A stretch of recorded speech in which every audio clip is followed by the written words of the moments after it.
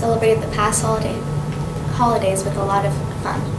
Just a few of the ways were the classic holiday sing-along and the new funky sweater day. At the sing-along, both Danville band and orchestra played Christmas songs. They played songs like Jingle Bells and Frosty the Snowman. As the grand finale, we had the sing-along. We sang a Jingle Bells, Jingle Feliz Navidad, Jingle Bell Rock, Rudolph the Red-Nosed Reindeer, and We Wish You a Merry Christmas. Not only did we sing our hearts out, we danced them out too. Funky Sweater Day was a hit too. Hi, this is Cody. I'm here with Mrs. Luker. She is in charge of Lego Club. I'm going to ask her today help answer some questions about Lego Club. So, Mrs. Luker, how did you come up with having a Lego Club? Well, that's a good question.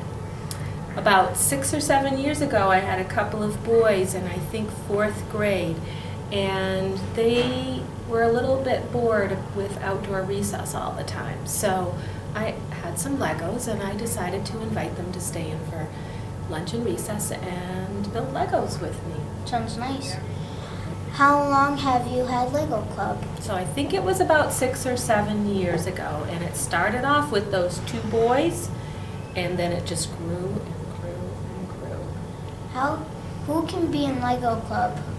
Mostly it's just for kids who come to the Learning Center, but we have invited extra guests now and then, depending on the room that we have. When do you meet? We meet once a week during 4th and 5th grade lunch and recess, and the day changes every year. We just kind of see which day works best for us. What's your favorite thing about Lego Club? I have 2 things. One is that it reminds me of when my son was little, and he used to play Legos all the time after school, and I used to like to build with him. And the other thing is that I like to see kids doing, creating and building things, because they can build whatever they want. Yeah. What do kids make? Let's see, we've had cars and interesting vehicles, and we've had scenes like a Christmas tree farm. The creativity is just crazy in there. The kids build all kinds of things. Cool. Are there rules to follow? There are. We always follow the school rules, and then we share our Legos and we don't hoard them.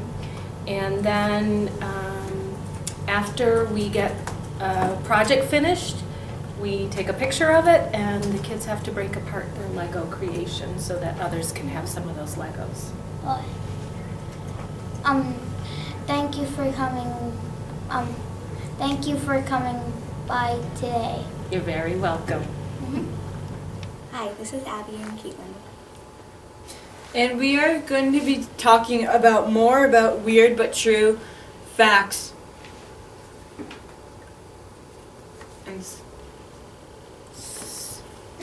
Portions of Albert Einstein's brain are on display in a museum in Philadelphia. Really? I never knew that. It's kind of gross. It sounds gross. Maybe he had too much of a brain. Did you actually know a candy company made gummy bears the size of footballs? Who could eat that? I know. There are cherry tree products. Enough fruit to fill 28 pieces. That is actually pretty interesting. Did you know that fingerprints can last up to 40 years on paper? So like right now, I'm putting fingerprints on paper right now. It's going to stay there like about 40 years so it disappears. Did you know it takes 540 peanuts to make one 12-ounce jar of peanut butter? That's actually pretty something. That's why they probably make some crunchy peanut butter, because they might not always crunch it. This is Katie for Toy-tastic News Report. Kids might have a lot of toys, but some of the classic toys in 2015 that made it into the Toy Hall of Fame are Twister, Puppets, and the Super Soaker. Do you know someone who has any of these toys?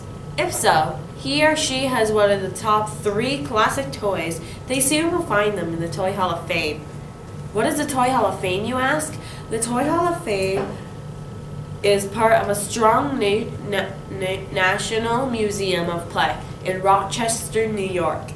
Ever since 1998, when the Hall of Fame was made, about 60 classic toys have been chosen. Toys like Barbie, Play-Doh, and the skateboard. How do the judges decide what the top toys are? The toys are tested in 3 categories, says the Strong Museum toy boss, Chris Bench. The only way a classic toy can be selected is it has to be 20 or more years old, has to be popular, and lastly, the toy is tested on how well it does with kids. The toy that fits in the 3 categories is mostly going to be one of the winners. This is Katie, and on to the next story. This is Katie with a report about snow angels. Aren't snow angels fun?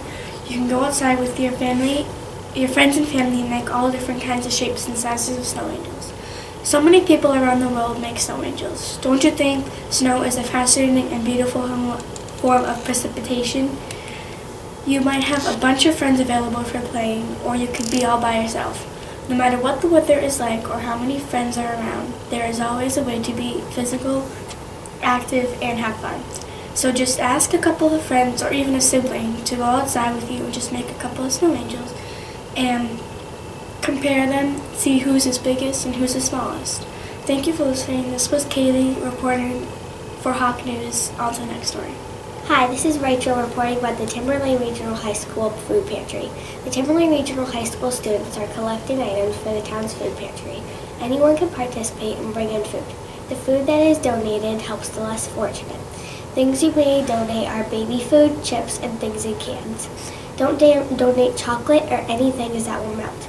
This will really make children and others happy when they get these fun and healthy foods to eat, and it will make you feel good to know that you are part of this happiness spreading. Please donate and help our local community. This is Abby reporting about book club. This year's book club met every Tuesday once a week in the library. Mrs. Kissel, Mrs. Doobie, Mrs. Rockwell, and Mrs. Murphy were our hosts and were there to join in the fun. Every week, we were required to read a certain amount of chapters and write down a question or comment about the story in general. At the end, yes, it's true, we celebrated with pizza and soda. Here are the rules. First off, you must read the book and participate each week. For the first book club this year, we read The One and Only Ivan by Catherine Applegate. This is a story about a gorilla who lived in a circus-themed mall for 27 years. He had a lonely and boring life. His only companions were a dog named Bob, an older elephant named Stella, and a little girl named Julia. To pass his time, he watched TV and kicked and played with his tire swing, but painting was his favorite. Ivan was a natural-born artist. Later in the story, an elephant named Ruby comes and changes everything, his artwork and his life. I love this book and you will too. It is filled with different emotions and visual pictures. I would definitely recommend this book because the chapters are short but descriptive.